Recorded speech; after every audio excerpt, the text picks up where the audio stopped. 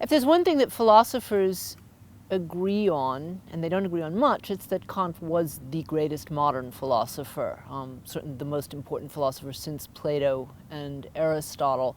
But they don't agree on why he was so important. In fact, lots of people think that he's important for exactly the wrong reasons because of his theory of knowledge. Now, I think his theory of knowledge was important.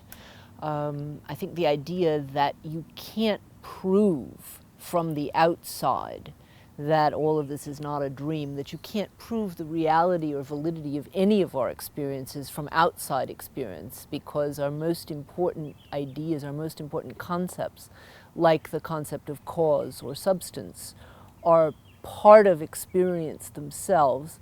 It's a deep and amazing idea, and it's affected the whole way that we perceive the world and talk about perception and everything that's been done ever since. So that was certainly a totally important thing that he did, but I don't think they've focused on what was even more important to him.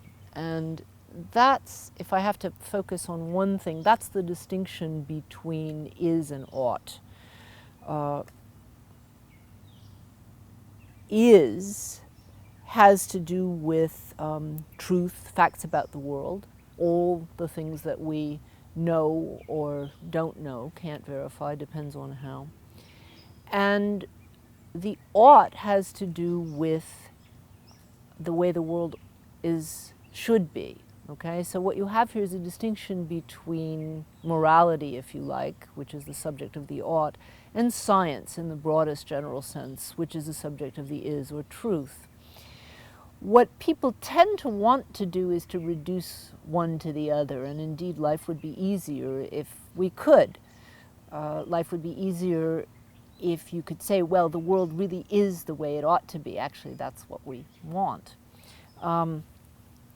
Or they say, and this is something that Hume did, if we can't find a justification for the ought in the natural world, if we can't prove that things ought to be one way rather than another, then actually the ought doesn't matter very much, or it's just a subjective matter of feeling. And there you get, of course, the short road to relativism.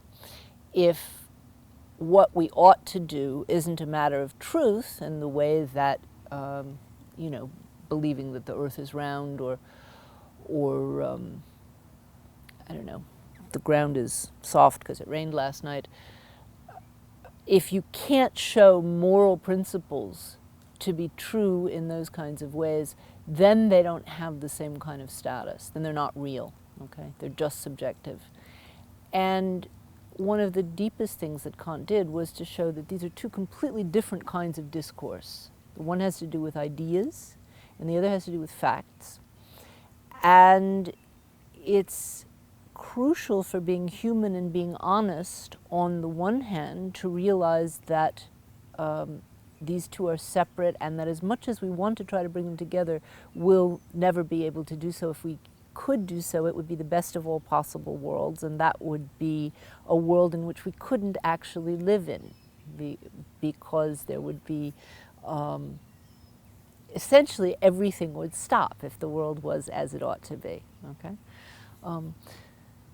but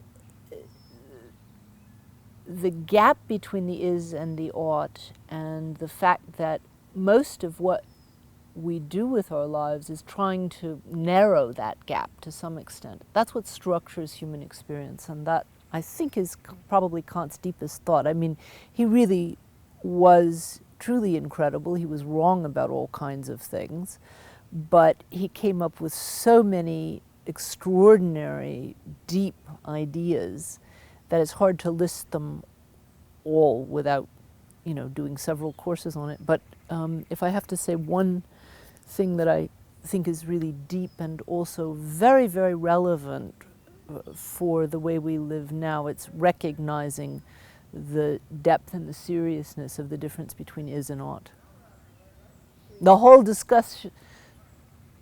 discussion of realism and idealism that you get today, for example, when talking about foreign policy, usually tends to misunderstand or not take seriously enough the distinction between the is and the ought. And the fact that we have to acknowledge the legitimacy of both of them.